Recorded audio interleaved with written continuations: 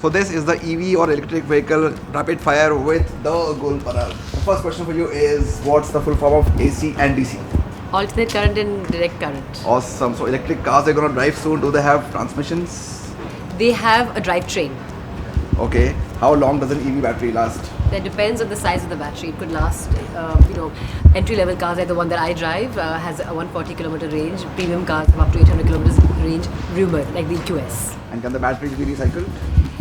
There is talk of batteries being recycled, and I'm hoping that will become a reality soon. And what if you're on the road and you run out of charge? Then what happens?